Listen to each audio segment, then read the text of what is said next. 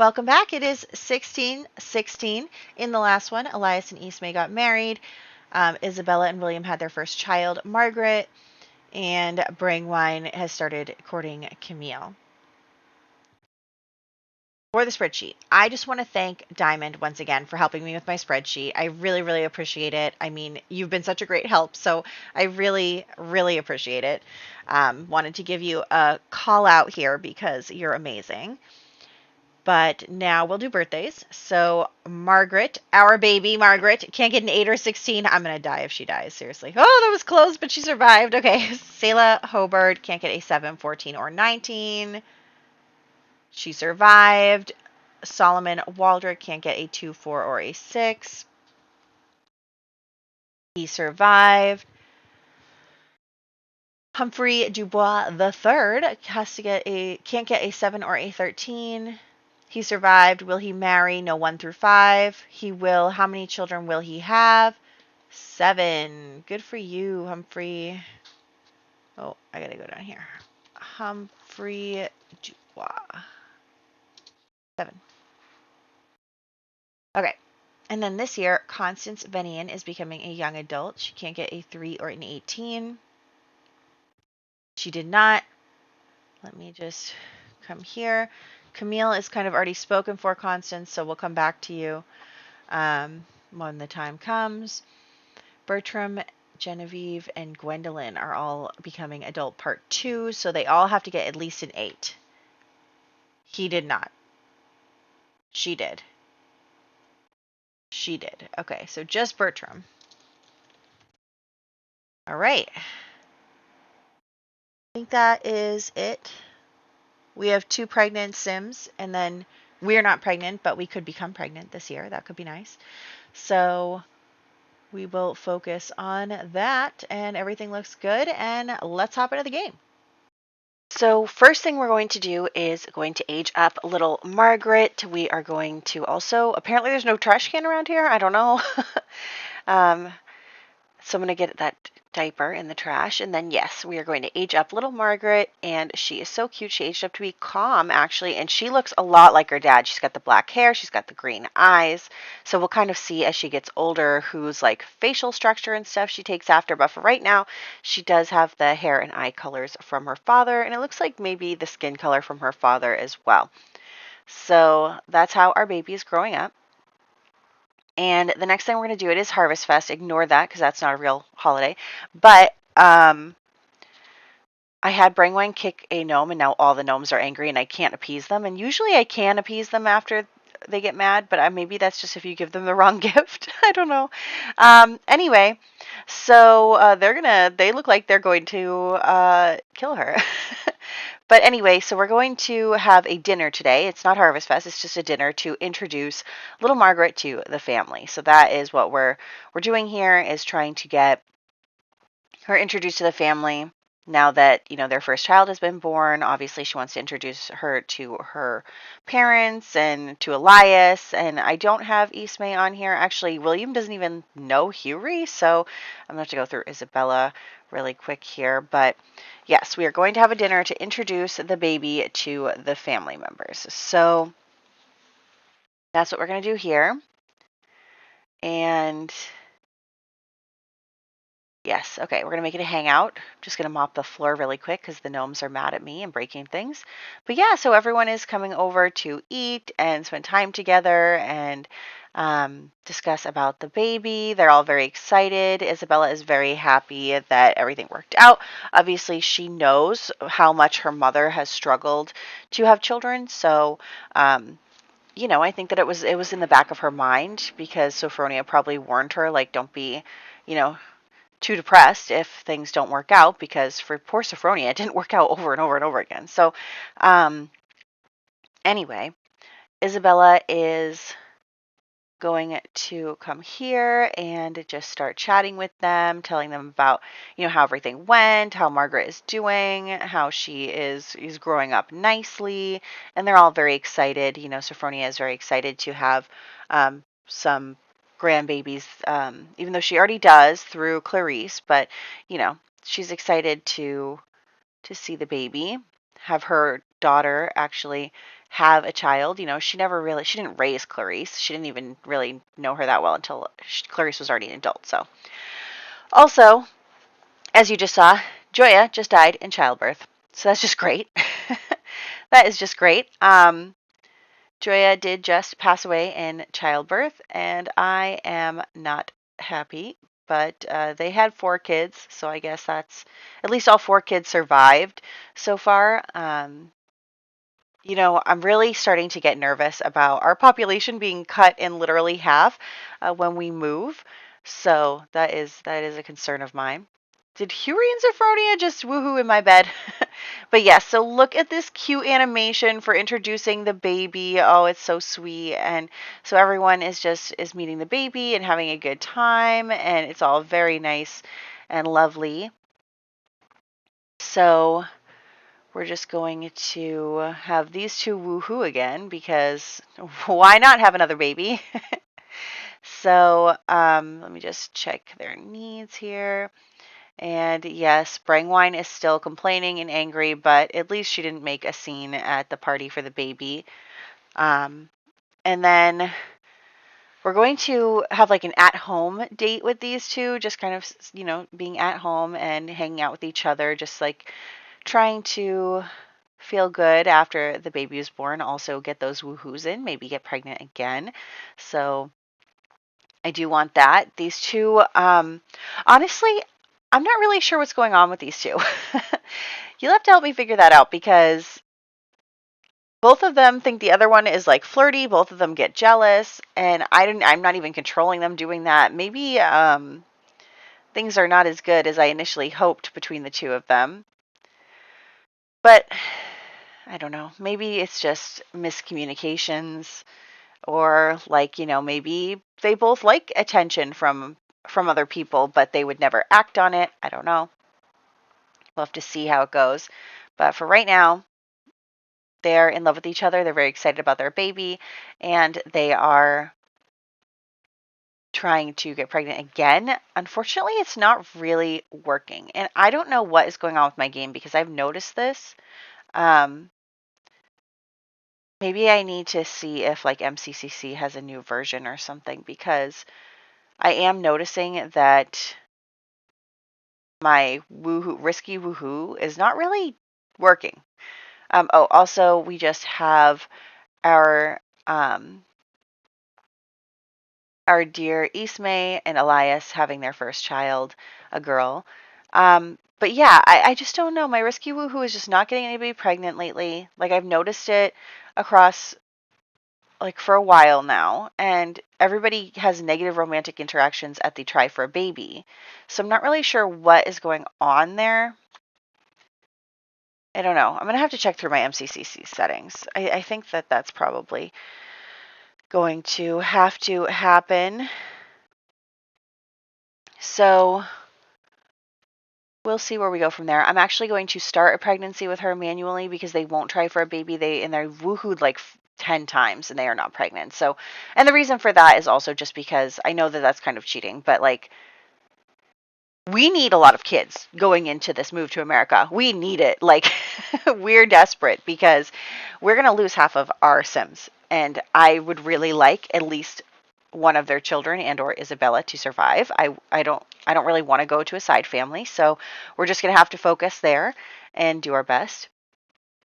So in the meantime, we are having the ladies club come over. And now Isabella, even, she's had her baby. She's feeling good. Like, she's trying to be a better person over the years. It doesn't always work out for her, but she's doing her best to change. Change doesn't happen overnight. So she is trying to include Brangwine in the conversation. You can see here, she just sits in between them, and she tries to kind of mediate, facilitate, because Brangwine did spill one of Gwen's secrets last time. So she's not super well liked to a lot of the ladies because of her outburst and because, they feel like they can't trust her with any secrets or any information. So she's doing her best to include her in some of this stuff, but, Brangwine is kind of, not really wanting her help. She kind of tells Isabella, like, get away from me. Like, I can do this. I can, like, handle it. And so then, of course, as soon as Isabella walks away, her and Gwen get into it over the issue where she spilled one of Gwen's secrets, and then they start arguing, and it just does not help. And Isabella is just like, come on. Like, seriously, I leave you alone for 2 minutes.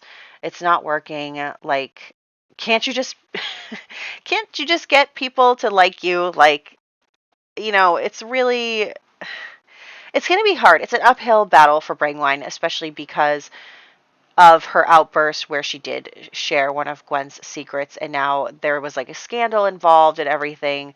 It was probably related to Magdalena. She probably talked about how Gwen was really a lesbian, and even though everybody knows that, it's like really rude of her to say that in front of everybody. And so she is definitely, burning all of her bridges, and the ladies are not really willing to trust her. So Isabella is going to come to William and basically say, I'm done. I'm done trying with Brangwine. I tried and I tried. It's been like years. It's been like maybe 2 or 3 years. And she's like, I've tried. I've tried to make amends. I've tried to be nice to her. I've tried to include her, and it's just never working. And I'm just sick and tired of always being the one to reach out and try to mend this and never getting anything back. And like, Brangwine doesn't have to forgive Isabella. That's fine. But at some point, Isabella is also going to stop trying to get into Brangwine's good graces. Like, at some point, it's going to be like, enough. I'm not putting my energy into something that is just continuing to be toxic. So William is like, it's okay. Like, and of course, Brangwine is trying to argue, like, it's her fault. She's the one who caused this. It's not my fault that I'm reacting to that. And, why should I forgive her? Why should I be nice to her? And William is just like, okay, you know what? You two just need to stay away from each other. Like, it's just not working. He knows that Brangwine is courting with Camille. He's probably hoping that they can just stick it out for a little longer. She'll move out with Camille, and then it won't be as an issue. He can have, like, sometimes you just have a better relationship with people when you don't live with them. Like, I've had friends like that where, like, you're really good friends, but as soon as you live together, it's like too much. It's too much. So I think that he's hoping that once Brangwine moves out and gets married and maybe matures a bit, and then, like, she's still a teenager. If she matures a bit and then also gets married and has kids and, matures in that way, and then also not living under the same roof and not having to see Isabella, that William could probably bridge that gap in the relationship with his sister. Once all of those other things are removed. So he's hoping for that. But who knows how well it'll work out.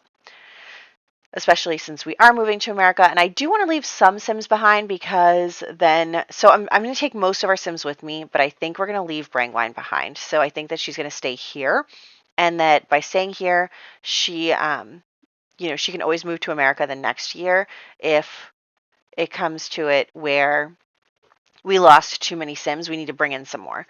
So we'll see where we go with that. William and Isabella are just so cute together. I love that.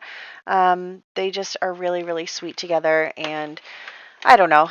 They have their moments, but overall, they're in a good relationship. So they do like that. We're also painting more. That's fun. The baby is always crying, which is unfortunate, but all of her needs are met, so I'm not neglecting her. I mean, I am, but anyway, they also keep having, so they have this whim to have a child, both him and Isabella, and they had a child. So I'm like, okay, you had a child. Why didn't that whim go away? I don't know. But anyway, we are now going to have Brangwine go out on a date with Camille. And I'm trying to think about where to put them. I think we'll go to the library this time. So here we are going to the library, spending some time together. And, she just is feeling like she always feels. I'm probably belaboring the point at this point, but Brangwine just feels like nobody in the house is on her side. She feels like Isabella gets away with everything she does, and that somehow she's turned into the bad guy by not forgiving her, and that, how come Elias and William get to have their titles and their land and their happy marriages, and her sister, kind of got shafted, basically. So she's complaining to Camille, and, they're also on a date, but so they sneak away to the bathroom to have a little smoochie, because, obviously you can't do that in public during this time period. That would be really bad. But they just sneak off for a quick smooch. But also, she's just telling him about the family situation. She's saying it's really not fair that Elias and William, who sided with Isabella against her, get all this good stuff. And so Camille is kind of like, okay, well, what do you want to do about it? Like, keep in mind that Camille also had some issues with Marie and the family and everything. So, it's not like he has a ton of goodwill towards the family, but he does like Brangwine. He likes that she's different, that he feels like she's, the only normal person, which I don't know if that's true, but he does like her. And he's like, well, what do you want to do about it? Like, I mean, he doesn't have a title. He's not really super into the social scene. Like, he goes to parties and stuff, but he's not like one of them.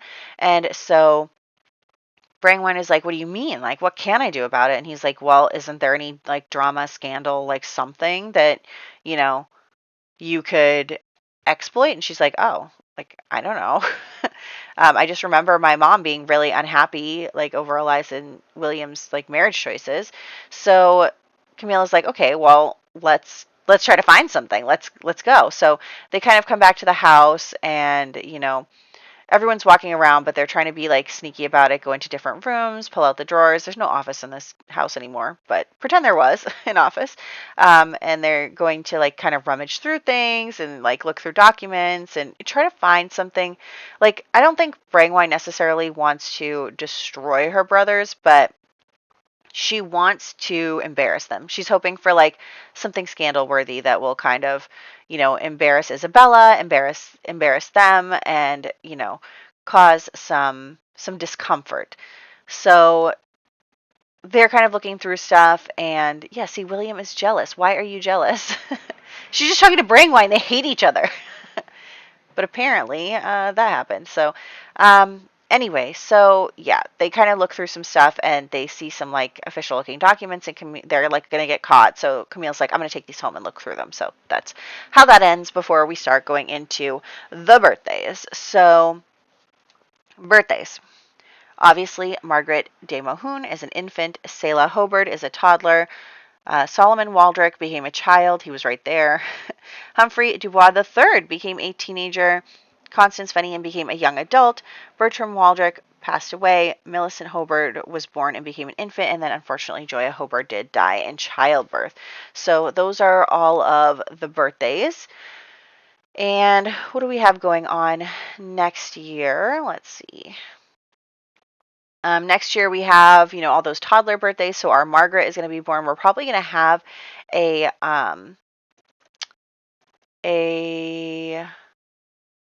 another baby because we're pregnant again.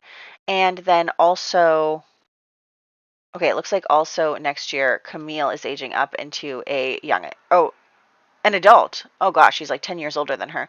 So, I feel like Camille has kind of other reasons for doing what he's doing. I mean, I do think he likes Brangwine. He wants a wife, and she's a good choice. She's the daughter of a duke.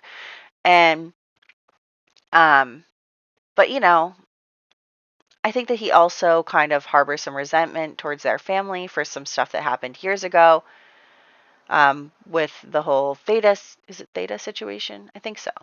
But I think that he also does maybe have some jealousy and resentment towards the title holders. Like, I think that he does have. Look at how pretty she is. Oh my gosh. But like, yeah, just I think that he has some feelings of inferiority that he wants to kind of expose. Also, I forgot that I've never been rolling for the baby birthmarks and stuff, so I was like, oh, I should do that. But yeah. So I think that Camille, while he does want to stick up for Brangwine and help her out, I think that he also, a little bit enjoys the idea of maybe taking a duke down a peg or two. So that's all I'm going to say about that for now. I hope you guys enjoyed this part. We are moving in next year to 1617. I'm so excited. We're getting closer to America. So you know what that means. I am getting closer to sharing with you a reason why we're moving to America. You know, it's not like William just wakes up one day and is like, I want to move to America. No, we're going to have some shenanigans first that kind of, cause that. So I hope you guys are excited by that, and I'll catch you in the next one.